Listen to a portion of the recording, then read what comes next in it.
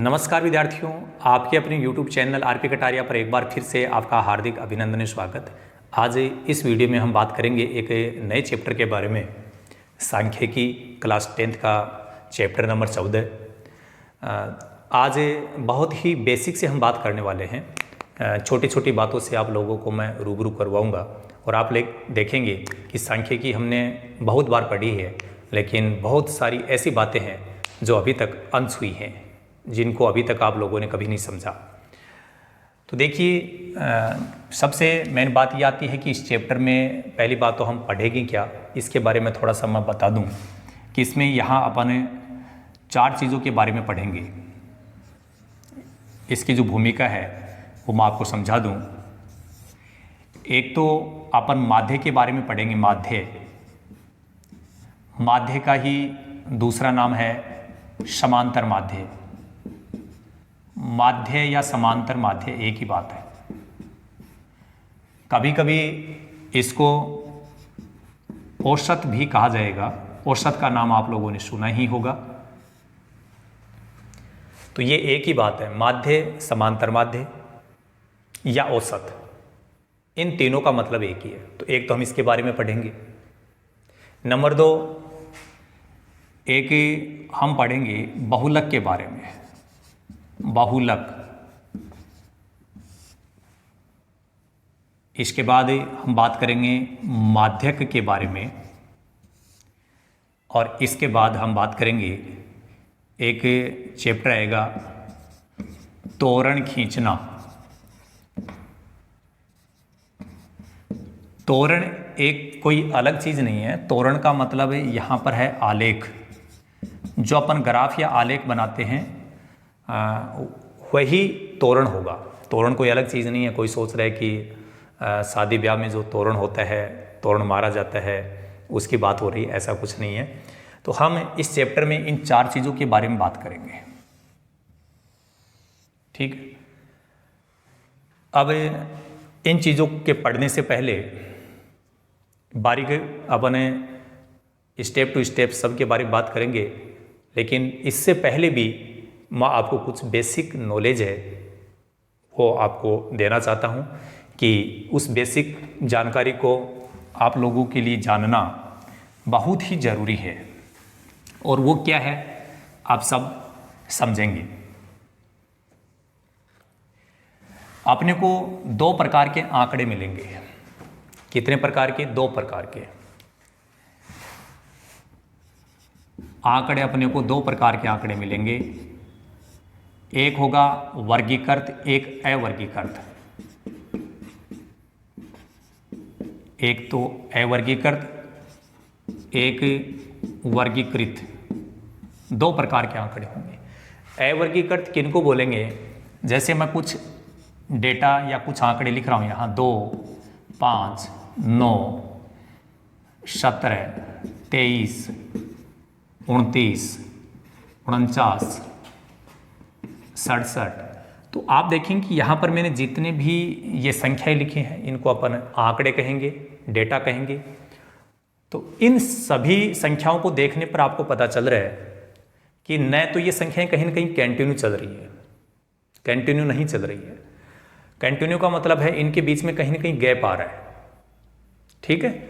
जैसे 2 और 5 के बीच में 3 का अंतर है, यहाँ 4 का आ गया, यहाँ 8 का अंतर आ रहा है, यहाँ 6 का अंतर आ रहा है, फिर 6 का आ रहा है, फिर यहाँ पर 20 का अंतर आ गया। तो यहाँ अपन देख रहे हैं कंटिन्यू भी नहीं है, और न ही इनके बीच का जो बिखराव है, बिखराव का मतलब इनका बीच का गैप वो बराबर नहीं है। ठीक है। तो इस प्रकार के जो डेटा या जो आंकड़े आपको मिलेंगे वो आंकड़े होंगे अवर्गीकृत। ठीक है। इसी प्रकार से कई बार आप लोग देखते हैं कि हम लोगों को इस प्रकार से आंकड़े दिए जाते हैं, जैसे 10 से 20, 20 से 30। यहाँ ये माइनस नहीं है, इसको अपन से बोलेंगे। 20 से 30, 30 से 40। तो इस प्रकार के जो आंकड़े हैं उनकी देखो एक विशेषता देखना आप, कि इनके बीच का जो गैप है एक तो वो बराबर चल रहा है। यहाँ 10 का गैप है, यहाँ पर भी 10, यहाँ पर भी 10। साथ ही कंटिन्यू चल रहे हैं ये पर, कि जैसे यहाँ पर ये मैंने 10 से 20 बोला, तो जहाँ समाप्त हो रहा है वहीं से अगला वर्ग स्टार्ट हो रहा है। ऐसे ही जैसे जहाँ समाप्त हुआ वहीं से स्टार्ट हो गए। तो ऐसे जो आंकड़े होते हैं वो होते हैं सतत, लगातार। ये संख्याएं लगातार चल रही है, 10, 20, 30, 40 ऐसे कंटिन्यू चल रही है, इनके बीच का अंतर बराबर है, तो ये सतत है। सतत, सतत का मतलब लगातार, कंटिन्यू। और इस प्रकार के जो आंकड़े कहीं पे हमें मिलेंगे उसको हम बोलते हैं वर्गीकृत आंकड़े। ठीक है। अब देखो नई बात हम ये सीखेंगे, जैसे मैंने 10 से 20, 20 से 30 या 30 से 40, ये जो मैं बोल रहा हूँ ये क्या चीज़ है? ये जो मैंने लिखा है 30 से 40, ये और ये सब क्या है? इनको हम बोलते हैं वर्ग। क्या बोलते हैं भाई? वर्ग। तो ये 10 से 20, 20 से 30, 30 से 40 ये आपकी वर्ग हैं। इनके बीच का जो अंतर चल रहा है, जैसे इनका अंतर है 10, फिर दूसरे वाले का अंतर है 20, 10, इसका अंतर भी कितना है 10, सबका अंतर 10 चल रहा है। तो ये जो इनके बीच का गैप है इनको बोलते हैं हमें वर्ग अंतराल। वर्ग अंतराल, इनके बीच का जो गैप है वो आपका वर्ग अंतराल होता है। ये कौन है? ये वर्ग है। इनके बीच का जो गैप होता है वो क्या होता है? वर्ग अंतराल। अब देखिए, जो भी मैं वर्ग लिख रहा हूं, जैसे मैंने 10 से 20 लिखा, ये जो वर्ग है इसमें छोटे वाली जो संख्या है उसको अपन निम्न या निम्नतम सीमा, निम्न या निम्नतम सीमा कहेंगे, और जो बड़ी वाली संख्या है इसको कहेंगे अपन उच्च या उच्चतम सीमा। उच्च या उच्चतम सीमा, इसको अपन इंग्लिश में लोअर लिमिट बोलेंगे, लोअर लिमिट। और इसको अपन बोलेंगे अपर लिमिट। क्या बोलेंगे? Upper limit. समझ में आ रही बात? ये सब क्या थे? वर्ग। इनके बीच का जो अंतर है वो क्या है? वर्ग अंतराल। कितने का आ रहा है वर्ग अंतराल? 10 का। वर्ग में छोटी वाली संख्या होती है वो निम्न सीमा होती है, और बड़ी वाली संख्या होती है वो होती है उच्च सीमा। निम्न को निम्नतम भी कहा जा सकता है, उच्च को उच्चतम भी कहा जा सकता है। तो ये सब बातें आपने जानी कि वर्ग क्या होता है, वर्ग अंतराल क्या है, वर्गीकृत अवर्गीकृत आंकड़े क्या हैं, उच्चतम या निम्नतम सीमा क्या है, ये बात हमने देखी है। अब देखिए, जैसे यहाँ पर ये आपके जो वर्ग हैं ये यहाँ पर बने हुए हैं।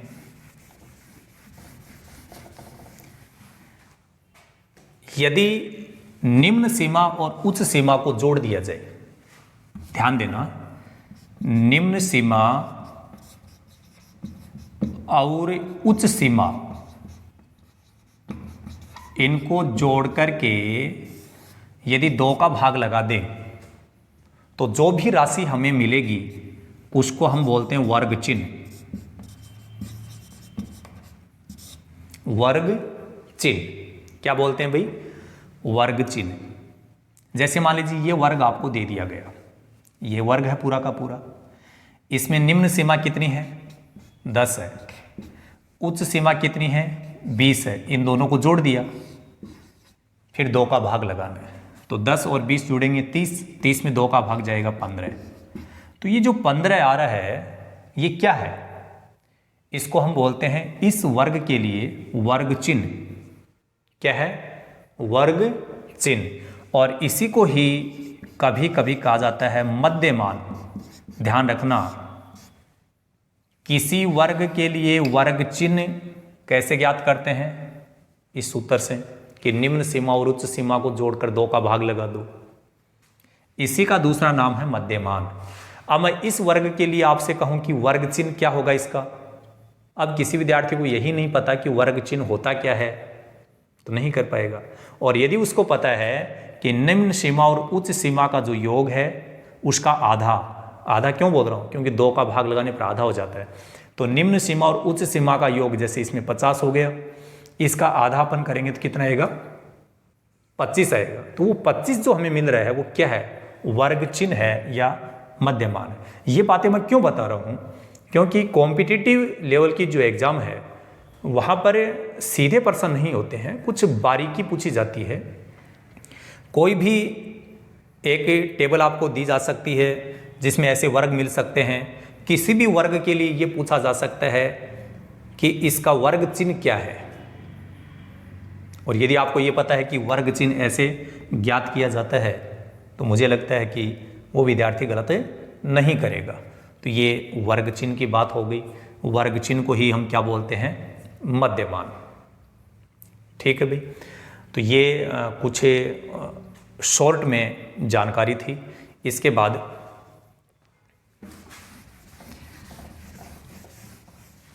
तो हमने बिल्कुल सिंपल बातें की है कि हम क्या क्या पढ़ेंगे। नंबर 2, आंकड़े हमें कैसे कैसे मिलेंगे, वर्गीकृत या अवर्गीकृत, 2 टाइप के मिलेंगे। वर्गीकृत कैसे होते हैं, अवर्गीकृत कैसे होते हैं, इसकी बात हमने की।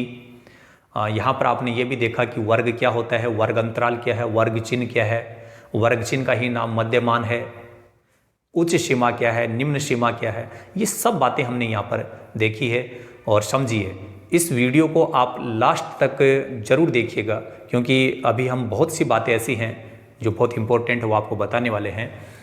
देखिए, इस चैप्टर में हमने आपको बताया था कि मुख्य रूप से एक तो अपन माध्य के बारे में बात करेंगे, एक माध्यक के बारे में बात होगी, एक बहुलक के बारे में बात होगी। कोई आपसे ये पूछे कि ये सब हैं, इनका एक कॉमन नाम क्या है, इन सब को क्या कहा जाता है, तो इन सब को कहा जाता है केंद्रीय परवर्ती के माप।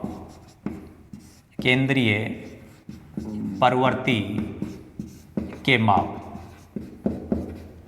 बहुत सिंपल बात है।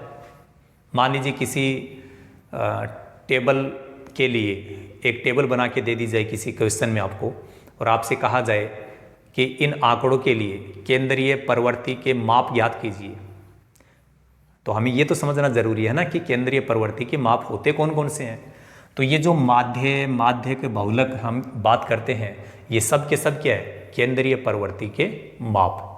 तो कभी भी केंद्रीय परवर्ती के माप की बात होती है, इसका मतलब हमारे माइंड में यह आना चाहिए कि माध्यक और बहुलक की बात हो रही है। ठीक है, अब हम आपको एक बहुत ही इंपॉर्टेंट फॉर्मूला बताएंगे। इन तीनों के बीच में एक संबंध है, बहुलक, माध्यक और माध्य, इनमें संबंध, इसमें क्या संबंध होता है। तो इसका एक सूत्र है, सबसे पहले आप बहुलक लिख दें कि आपका लक अच्छा होना है, लक अच्छा होगा तो सब काम अच्छा होगा, इसलिए पहले हम बहुलक की बात करेंगे। फिर हमारे पास में 2 नाम और आ गए, एक है माध्यक और एक है माध्य, ये दोनों नाम लिख दो। ठीक है, इसमें माध्यक में अपने पास में 3 लेटर आ रहे हैं, वो 3 वर्ण आ रहे हैं, ऐसे कह सकते हैं अपन। जैसे माँ, ये आधा ध और ये है, ये मिलकर के एक अक्षर होगा, ये एक अक्षर होगा, ये एक अक्षर होगा। कितने अक्षर हो गए, 3। तो इसके गुणा में हम लिख देंगे 3। ठीक है, यहाँ देखो माँ एक अक्षर है, इन दोनों को मिलाकर के एक अक्षर माना जाता है, तो कितने अक्षर हो गए, 2, और इसके बीच में माइनस का चिन्ह लगाया जाएगा। ये एक फॉर्मूला है हमारे पास। ये फॉर्मूला जो है कब काम आता है, पहली बात तो पूछा जा सकता है डायरेक्ट कि बहुलक माध्यक और माध्य में संबंध लिखिए, तो आपको इस तरीके से याद करना है कि सबसे पहले बहुलक, इसके गुणा में कुछ भी नहीं आएगा, बराबर में माध्यक आएगा और माध्य आएगा। माध्यक में 3 अक्षर हैं, एक तो माँ, आगे ध य, इसको एक अक्षर मानेंगे, क को अलग मानेंगे, तो 3 अक्षर हो गए, तो इसको 3 से गुणा करेंगे। माध्य में 2 अक्षर है, एक तो माँ और ये आधा ध और ये दोनों मिलकर के एक अक्षर होगा, तो 2 अक्षर हो गए, तो इसको 2 से गुणा किया, बीच में माइनस। आपको ऐसे याद करना है। अब ये देखो कैसे कैसे लिखा जा सकता है। कभी कभी ये जो माध्य वाला पद है इसका पक्षांतरण करके इसकी तरफ लिखा जा सकता है, तो ये ऐसे लिखा जा सकता है, बहुलक है, यहाँ माइनस है तो ये पक्षांतरण होकर के इधर प्लस बना लेगा, 2 गुणा माध्य, इधर क्या बच गया, 3 गुणा माध्यक।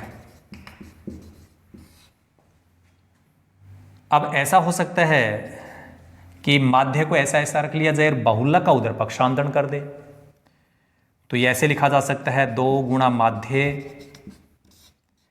बराबर 3 गुणा माध्यक माइनस ये बहुलक, इधर पक्षांतरण हो जाएगा इसका, बहुलक। लेकिन अपने को ये याद नहीं करने हैं, ये मैं इसलिए बता रहा हूं क्योंकि कॉम्पिटिटिव एग्जाम में आएगा, तो जरूरी नहीं है कि जैसे मैं बता रहा हूं वैसा ही आपको ऑप्शन में मिल जाए। सीधा क्या सीधा जरूरी नहीं है, मिल भी सकता है, नहीं भी मिले, तो इसको वो चेंज करके लिख सकता है। क्या करेगा, इन पदों का पक्षांतरण कर सकता है। हो सकता है कि बहुलक की तरफ इसको लेके चला जाए, तो हमें समझना पड़ेगा कि बहुलक की तरफ जब ये जाएगा तो प्लस हो जाएगा। तो आपको केवल ये याद रखना है। तो 1% डायरेक्ट बन सकता है कि बहुलक माध्यक और माध्य में संबंध लिखिए, तो आप ये याद करो, इसको याद करने की जरूरत नहीं है, ठीक है। तो एक तो डायरेक्ट फॉर्मूला ये इसका बना दिया हमने, जो डायरेक्ट पर्सन बन सकता है। नंबर 2, यहां हमारे पास में 3 चीज है, बहुलक, माध्यक और माध्य। एक नया पर्सन बन सकता है, किसी बंटन, बंटन का मतलब होता है विवरण। इस प्रश्नावली में एक शब्द आएगा बंटन, बंटन का मतलब क्या होता है, विवरण। तो किसी बंटन के लिए इन 3 में से कोई भी 2 का मान हमें दे दिया जाएगा। मान लीजिए बहुलक का मान दे दिया, माध्यक का मान दे दिया, और हमसे कहा जाए कि आप माध्य ज्ञात कीजिए। क्या ज्ञात कीजिए भाई, माध्य। तो ऐसा पर्सन आपको डायरेक्ट मिल सकता है, ठीक है। अब उसके लिए आपको क्या करना होगा कि ये सूत्र याद रखना है। जैसे मान लीजिए पर्सन में बोल दिया गया कि किसी बंटन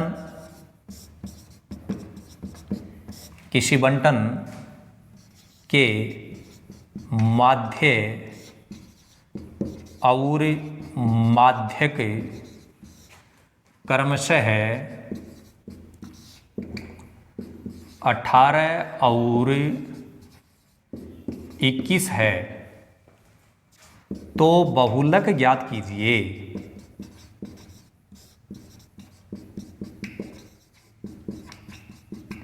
तो इस प्रश्न में आप ध्यान से समझेंगे तो पता चलेगा माध्य, माध्यक और बहुलक 3 चीजों के बारे में बात हो रही है, जिनमें से 2 का मान हमें दिया गया है, तीसरे का मान हमसे पूछा गया है। तो इस स्थिति में यह फॉर्मूला काम आएगा, ये फॉर्मूला काम आएगा। आपको करना कुछ नहीं है, जो भी दिया गया वो लिख दो। देखो बहुलक तो हमसे पूछा गया है, तो ये बहुलक तो ऐसा कैसा आ जाएगा, बहुलक बराबर 3 गुणा माध्यक। यहाँ देखो पहले माध्य है फिर माध्यक है, तो ये माध्य है और ये माध्यक है, तो माध्यक का मान हो गया 21, फिर माइनस 2 गुणा माध्य, ये माध्य पहले नंबर पे है, तो पहले नंबर वाला माध्य है। इसको जब अपन गुणा करेंगे ये हो गया 63 और ये हो गया 36, तो हमारे पास में इसका उत्तर आ जाएगा 27। तो ये जो उत्तर आ रहा है ये आपका क्या हो गया, बहुलक। अब हो सकता था कि आपको बहुलक दे देता, माध्यक दे देता और माध्य पूछ ले, तो भी ये फॉर्मूला यूज होगा, ठीक है। या अपने को बहुलक दे दे, माध्य दे दे, माध्यक पूछ लिया जाए तो भी ये फॉर्मूला यूज होगा। तो ये बहुत ही कॉमन बातें हैं, इनको जानना बहुत ज़रूरी है। इस वीडियो में हम ज़्यादा लंबा डिस्कस नहीं करेंगे, मैंने केवल यहाँ बेसिक कंसेप्ट के बारे में बात की है। और नेक्स्ट वीडियो में हम बात करेंगे कि माध्य से रिलेटेड किस किस प्रकार के प्रश्न आपको मिल सकते हैं। सभी वैरायटी के माध्य वाले जो प्रश्न हैं वो हम आपको करवाएंगे, और उस वीडियो में आप देखेंगे कि यदि आप उन प्रश्नों को समझ लेते हैं तो माध्य से रिलेटेड कोई भी प्रश्न आप लोगों का कभी भी गलत नहीं होगा, चाहे वो 10th क्लास की बात हो और चाहे इन फ्यूचर कॉम्पिटिटिव एग्जाम की बात हो। तो चलिए इस वीडियो में केवल इतना ही। So thank you so much, all the best, be positive always.